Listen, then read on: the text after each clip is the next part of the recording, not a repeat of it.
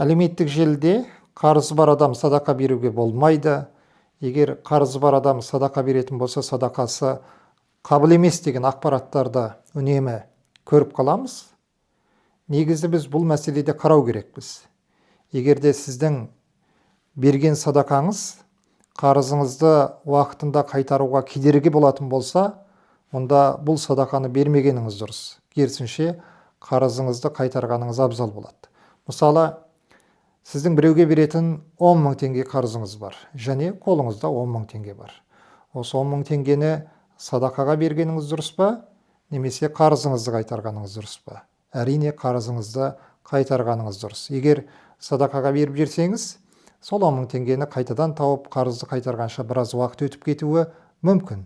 Қарыздан барынша тезірек құтылғанымыз абзал болады.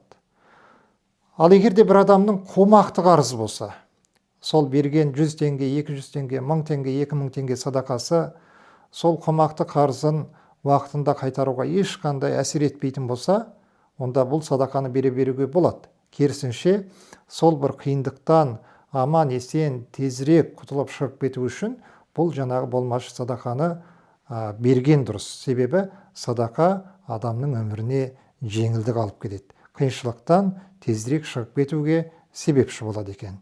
Алла тағала баршаларымызды амандықта қылсын.